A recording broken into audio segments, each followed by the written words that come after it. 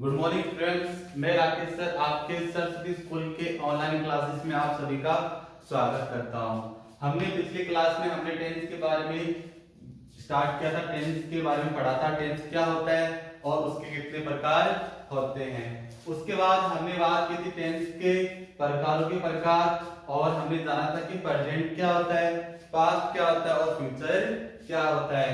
उसके बाद में हमने प्रेजेंट टेंस स्टार्ट किया था। प्रेजेंट टेंस का सबसे पहला टॉपिक यानी सबसे पहला भाग कौन सा था हमारा, प्रेजेंट सिंपल था।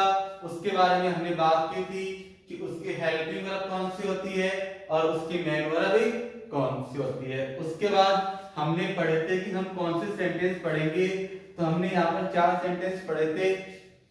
पहला था सिंपल सेंटेंस, दूसरा था नेगेटिव, तीसरा था इंटेरोगेटिव और चौथा था हमारे पास इंटेरोगेटिव नेगेटिव।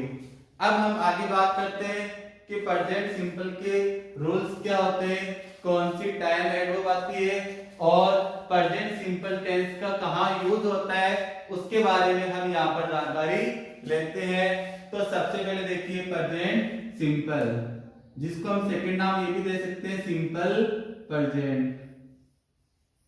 तो फर्स्ट हम देख रहे हैं सिंपल प्रेजेंट।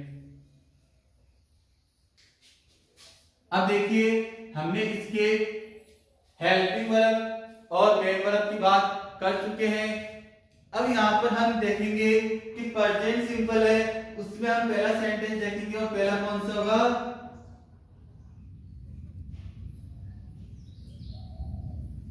Simple sentence. इसकी बात करेंगे क्योंकि सिंपल सेंटेंस में आपको एक अपवाद मिलेगा जो यहाँ पर आपको पढ़ना जरूरी है।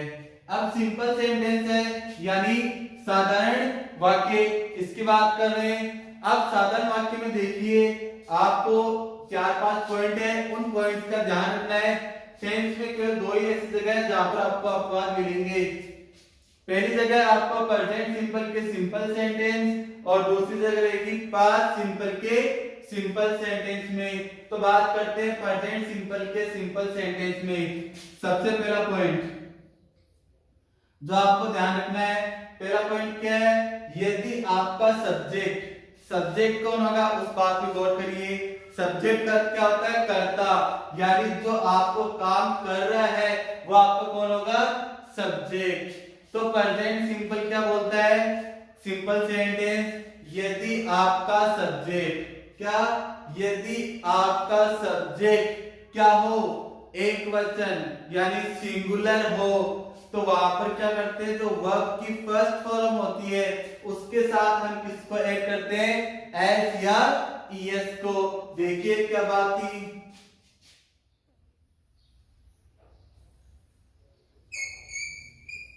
if our subject is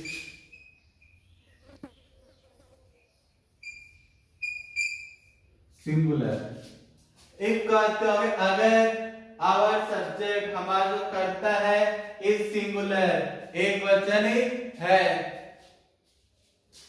तो हम क्या करते हैं, जो वर्ब की फर्स्ट फॉर्म है, वी की फर्स्ट फॉर्म है, उसके साथ हम किसको ऐड करते हैं, एस या ईएस को।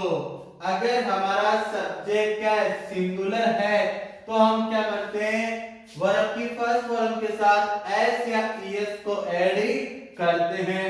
हमने हेल्पिंग वर्ब क्या, मेन वर्ब क्या पढ़ी थी, वर्ब की फर्स्ट फॉर्म, लेकिन यहाँ पर एक्सेप्शन यानी अपवाद क्या चलता है कि वर्ब की फर्स्ट फॉर्म उसके साथ एस या ईएस लगेगा, तब जब आपका सब्जेक्ट यानी आपका कर्ता है वो क्या होगा, एक वचन है। तो ये तो हमने देख लिया कि वर्ब की फर्स्ट फॉर्म के साथ एस या ईएस ही लगेगा। उसके बाद सेकंड पॉइंट देखते हैं, अगर आपका कर्ता if our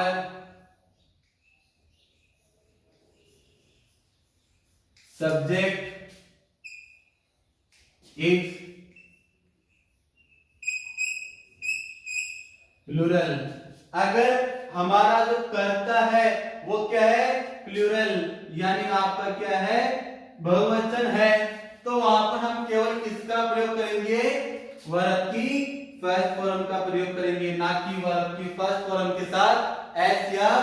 ईएस। कौन सी कंडीशन में? जब आपका सब्जेक्ट है वो क्या रहेगा? प्लूरल रहेगा। उस कंडीशन में हम क्या करेंगे? आपकी केवल वर्ब की फर्स्ट फॉर्म का प्रयोग करेंगे। लेकिन जब आपका सब्जेक्ट, हमारा सब्जेक्ट एक वचन हो, उस कंडीशन में हम वर्ब की फर्स्ट फॉर्म के साथ एस या ईएस का प्रयोग करेंगे। तो ये आपके क्या दो इंपॉर्टेंट पॉइंट्स है जिस पे आपको ध्यान रखना है। उसके बाद हम पढ़ेंगे कि एस या ईएस का प्रयोग कहाँ होता है। भाई हमने ये पढ़ लिया कि सब्जेक्ट एक वचन हो तब वर्ब की फर्स्ट फॉर्म के साथ एस या ईएस का प्रयोग करते हैं।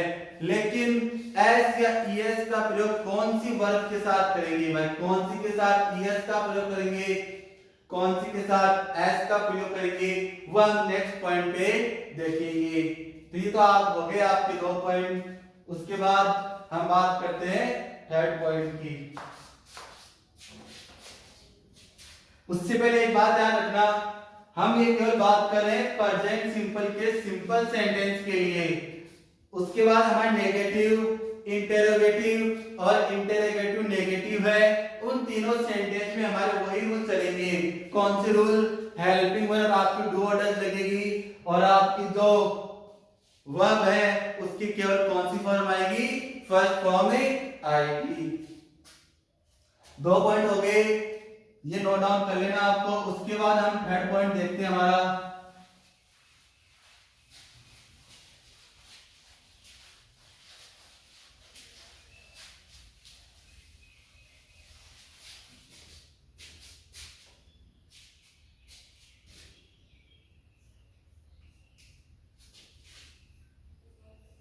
हेल्पिंग वर्ब, हेल्पिंग वर्ब कौन सी थी हमारे पास? डू या डज।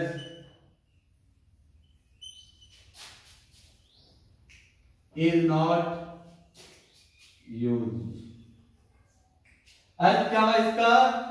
हेल्पिंग वर्ब जो हमारी सहायक क्रिया है डू या डज इज नॉट यूज्ड, इसका प्रयोग नहीं होता। कौन से सेंटेंस में? प्रेजेंट सिंपल के सिंपल सेंटेंस में आपकी जो हेल्पिंग वर्ब है डू और डज का प्रयोग नहीं होता। उसमें केवल किसका प्रयोग करते हैं? वर्ब की फर्स्ट फॉर्म का। तो केवल किसका प्रयोग? ओनली वर्ब्स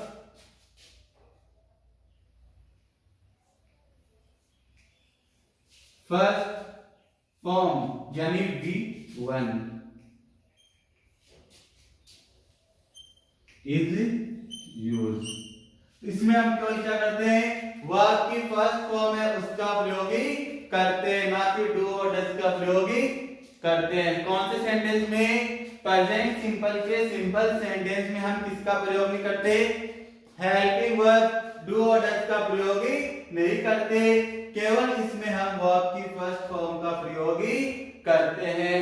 दूसरा पॉइंट क्या था कि इसके अंदर आपके जो सब्जेक्ट एक वचन हो, सिंगुलर हो, उसके साथ हम क्या करते हैं? वर्ब की फर्स्ट फॉर्म के साथ हम किसका प्रयोग करते हैं? एस या ईएस का प्रयोग करते हैं। उसके बाद अगला पॉइंट क्या पढ़ा था हमने? अगर आपका सब्जेक्ट प्लूरल हो यानी कर्ता बहुवचन हो तो वहां पर हम किसका प्रयोग करते हैं? केवल वर्ब की फर्स्ट फॉर्म का प्रयोग करते हैं। तो ये आपके 3 पॉइंट्स है, इनको आपको ध्यान रखना है क्योंकि ये यहाँ पर छोटा सा अपवाद है, वो भी किसके अंदर? प्रेजेंट सिंपल के सिंपल सेंटेंस में।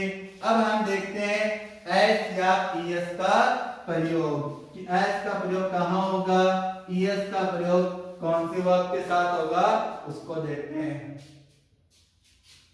तो पॉइंट क्या लिखोगे? Use of S and ES कि एस और ईएस का प्रयोग कहां करते हैं। आपको एक छोटी सी चीज बताऊंगा, आपको वो याद रखनी है, उससे आपको पता चल जाएगा कि कहां पर हम ईएस को लेकर आएंगे और कहां पर एस को लेकर आएंगे। तो सबसे पहले हम देखते हैं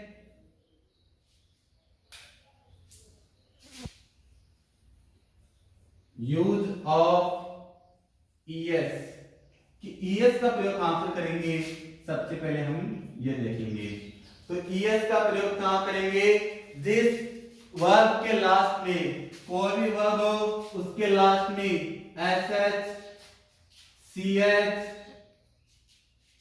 एस ओ, एक्स, जेड और आपका क्या मिल जाए, डबल एस मिल जाए, उसके साथ आपको किसका प्रयोग करना है, ईएस का प्रयोग ही करना है। किसके साथ, जिस वर्ब के लास्ट में आपको मिले S H, C H, S O, X, Z और डबल एस मिल जाए, उसके साथ आपको किसका प्रयोग करना है, ईएस का प्रयोग ही करना है। चलो हम इसका एग्जांपल देख लेते हैं। एग्जांपल कौन कौन से, तो फर्स्ट एग्जांपल हो जाएगा आपका गो। भाई गो के बारे में पढ़ रखा होगा आपने। गो का अर्थ क्या होता है, जाना, लेकिन इसके लास्ट में देखिए आपको क्या मिल रहा है, ओ। तो ओ मिल रहा है और आपका मान लो सब्जेक्ट क्या है, सिंगुलर यानी एक वचन है, तो उसके साथ किसका प्रयोग कर देंगे, एस या ईएस। लास्ट में कौन है, ओ है। देखिए इसके अंदर ओ मिल रहा है, आपको मिल रहा है, तो यहाँ पे क्या आ जाएगा, ईएस ऐड हो जाएगा, तो इसका क्या बन जाएगा, गोज। ये तो बात हो गई ईएस की। अब इसके बाद देखिए अगला एग्जांपल देखिए,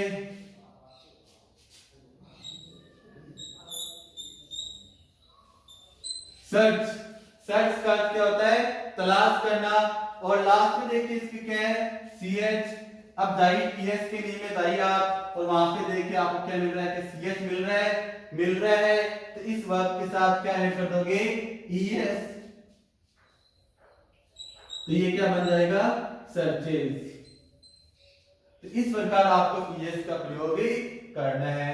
तो यहाँ पर आपको ये मिल जाए S H, C H, S O, X, Z, double S, आपको ये मिल जाए, उसके साथ आपको किसका प्रयोग करना है, ईएस का, और बाकी रूल है उस हिसाब से आपको ईएस का प्रयोग ही करना है। उसके बाद देखिए नेक्स्ट है आपका यूज ऑफ एस।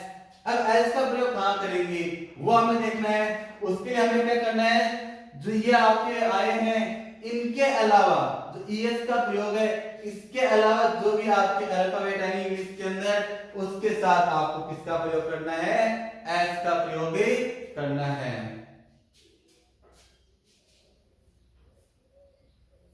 हिंदी में लिखना चाहिए तो क्या लिखेंगे, सेज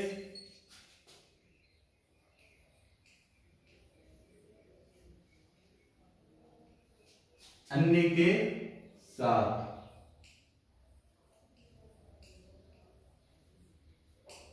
तो सेज अन्य के साथ किसका प्रयोग कर देंगे, एस का। मान लीजिए एग्जाम्पल आपके पास, एग्जाम्पल रहा हमारे पास रन।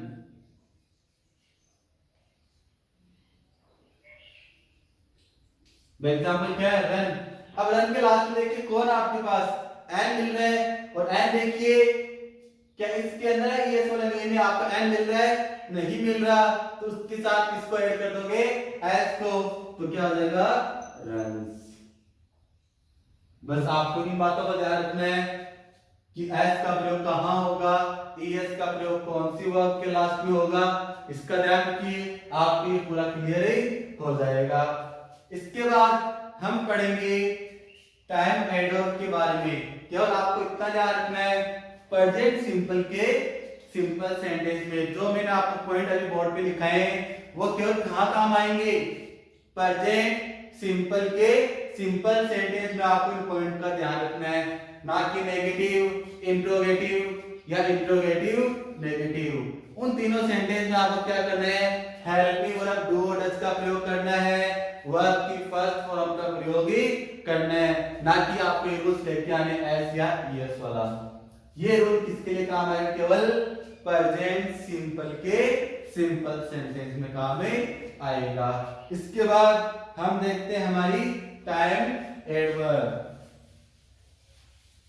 इन टाइम एडवर्ब में सबसे ज्यादा दिक्कत होती है बच्चों को कि ये क्या होती है, जितनी भी आपकी टेंस है उन सबकी अलग अलग होती है और वहां से हमारी क्या हो जाती है, कंफ्यूज मिक्स हो जाती है कि ये सभी टाइम एडवर्ब हमारे मिक्स हो जाते हैं और हमें याद नहीं रहती।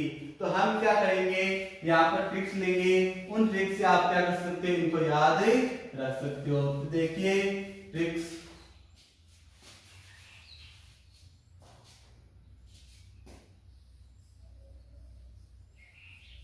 तो बात करें टाइम एडवर्ब।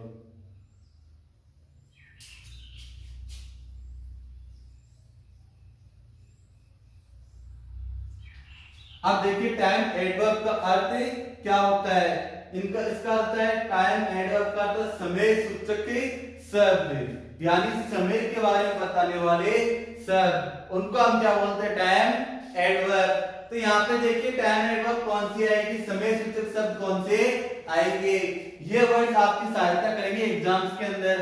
आपके लगभग क्वेश्चंस में आपको टाइम एडवर्ब मिलेगी, उससे आप पहचान कर सकते हो कि ये प्रेजेंट टेंस का सेंटेंस है या पास्ट टेंस का सेंटेंस है या फ्यूचर का है। तो आप किससे डिसाइड कर सकते हो, इन टाइम एडवर्ब से। तो देखिए प्रेजेंट सिंपल की टाइम एडवर्ब कौन सी होती है, मैं आपको एक ट्रिक दिखा रहा हूं जो आपको नोट करनी है।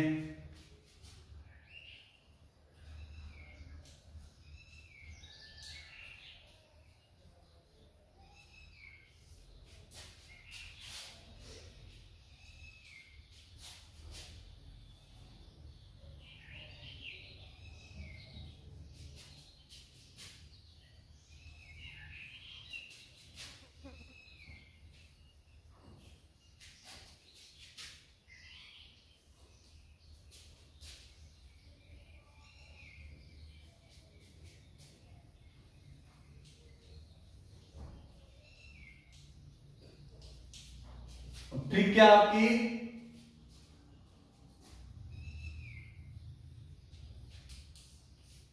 ट्रिक देखिए क्या है, मोबाइल की रेंज, सोनू की फोर्ड कार तक। आपके पास एक सेंटेंस, उस सेंटेंस को ध्यान से देखिए कि मोबाइल की रेंज, सोनू की फोर्ड कार तक, ये आपकी ट्रिक है। इसमें आपको केवल ध्यान देना है इंग्लिश के वर्ड्स पर, जो भी आपके इंग्लिश के वर्ड्स लिखे उन पे ध्यान ही देना है।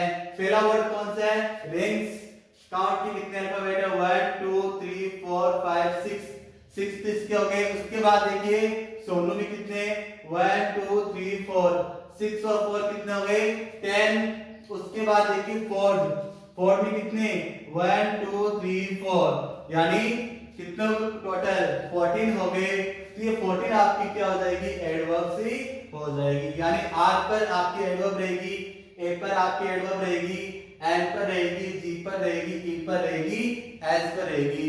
इस प्रकार हम इसको याद रख सकते हैं, मोबाइल की रेंज, सोनू की फोर्ड कार तक। ये ट्रिक आपको नोट डाउन करनी है। उसके बाद हम लिखेंगे इनको अलग अलग, इन लेटर्स को, आर को अलग, ए को अलग। फिर हम देखेंगे आर पे आपकी कौन सी एडवर्ब आ रही है, ए पर आपकी कौन सी आ रही है, एन पर आपकी कौन सी आ रही है, जी पर आपकी कौन सी आ रही है, ई पर आपकी कौन सी आ रही है और एस पर कौन सी आ रही है। ये आपकी छोटी सी ट्रिक हो गई। अब हम इसके देखते हैं कि टाइम एडवर्ब्स कौन से हैं कौन से नहीं।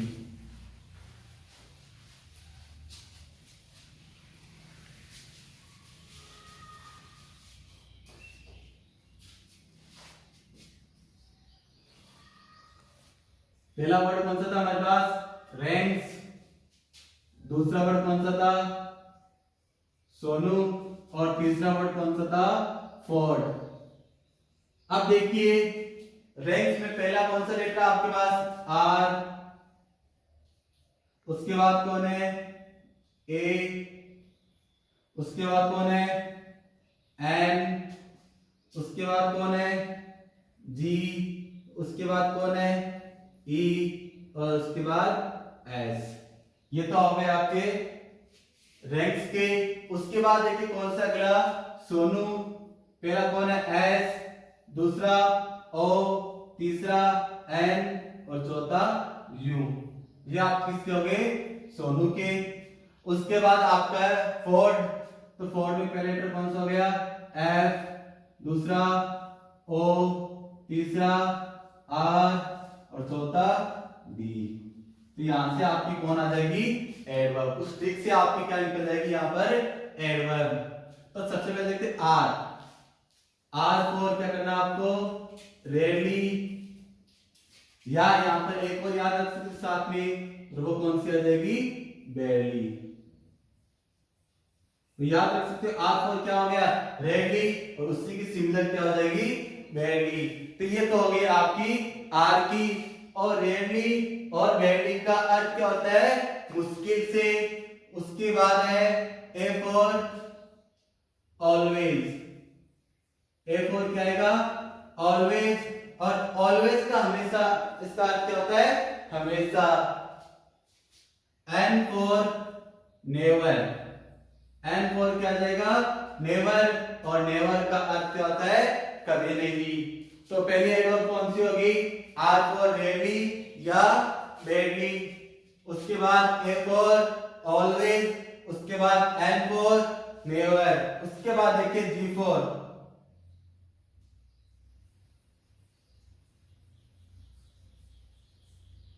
जी फॉर कौन हो जाएगा, जनरली। और जनरली का अर्थ क्या होता है, सामान्यतः। तो जी फॉर कौन सा हो जाएगा, जनरली। और जनरली का अर्थ क्या होता है, सामान्यतः। उसके बाद देखिए ई फॉर का अर्थ है एवरी। और एवरी का आप जानते हो, एवरी का अर्थ क्या होता है, प्रत्येक। एवरी का अर्थ क्या होता है, प्रत्येक। S for seldom. S for seldom. और सेल्डम का अर्थ क्या होता है, कभी नहीं। और उसके बाद अगला है हमारा एस। ये तो बात हो गई हमारे रैंक्स की। और रैंक्स के जितने भी आपकी कौन की एडवर्ब थी वो अलग अलग आ गई। उसके बाद बात करते हैं एस की। एस में पहला है, सोनू में पहला कौन है, एस। और एस पे क्या आ जाएगा, समटाइम्स, यानी कुछ समय के लिए। एस पर कौन आ जाएगा, समटाइम्स। और समटाइम्स का अर्थ क्या होता है, कुछ समय के लिए। उसके बाद है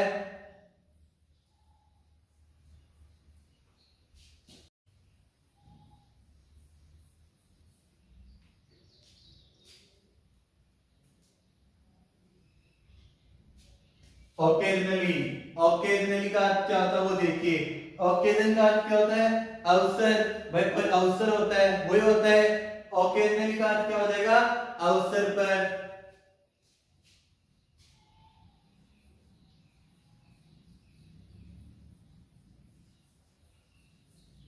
अगला आपका कौन सा है, नॉर्मली।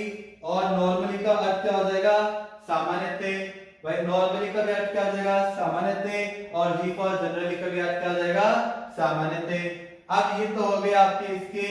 उसके बाद देखिए यू फॉर यूजुअली। क्या हो जाएगा, यू फॉर यूजुअली। और यूजुअली का भी अर्थ क्या होता है, सामान्यतः। अब उसके बाद देखिए, ये तो बात होगी सोनू की। और सोनू की 4 लेटर्स की। उसके बाद देखिए एफ की बात करते हैं। और एफ में पहला कौन सा आ जाएगा, फ्रीक्वेंटली।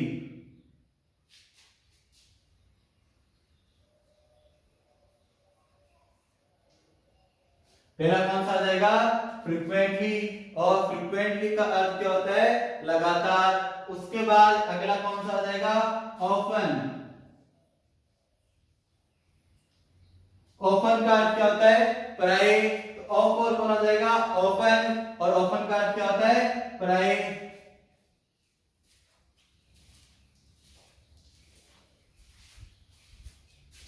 Are for regularly. और रेगुलरली का अर्थ क्या होता है, हमेशा। क्योंकि रेगुलर का अर्थ क्या होता है, नियमित या हमेशा।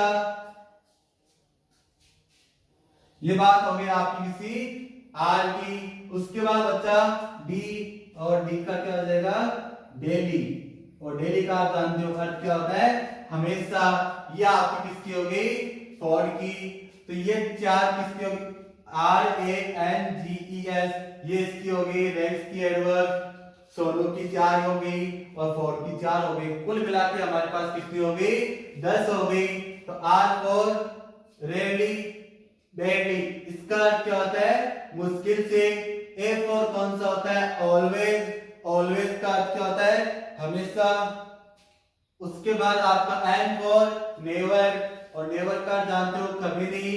G फॉर जनरली, और जनरली का अर्थ क्या होता है सामान्यतः। E फॉर एवरी, एवरी का अर्थ क्या होता है प्रत्येक। S फॉर कौन होता है सेल्डम, सेल्डम का अर्थ क्या होता है कभी नहीं। उसके बाद आता है S फॉर समटाइम्स, समटाइम्स का अर्थ क्या होता है कभी कभी। O फॉर ओकेजनली, ओकेजनली का अर्थ क्या होता है अवसर पर। N फॉर नॉर्मली, और नॉर्मली का अर्थ क्या होता है सामान्यतः। Use for, U for usually, और यूजुअली का भी अर्थ क्या होता है सामान्यतः। उसके बाद थी हमारी F फॉर फ्रीक्वेंटली, फ्रीक्वेंटली का अर्थ क्या होता है लगातार। O फॉर ऑफन, और ऑफन का अर्थ क्या हो जाएगा प्राय। उसके बाद R for regularly, D for daily. ये बात हो गई हमारी एडवर्ब्स की। इसके बाद हम देखेंगे इन एडवर्ब्स पर आधारित कुछ एग्जांपल जो कौन कौन से होंगे।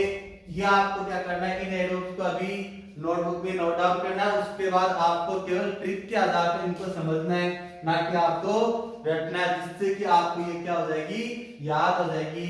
जैसे R4 जैसे हमने फर्स्ट या सेकंड क्लास में पढ़े थे अल्फाबेट, उस हिसाब से आप क्या कर सकते हो इनको याद कर सकते हो।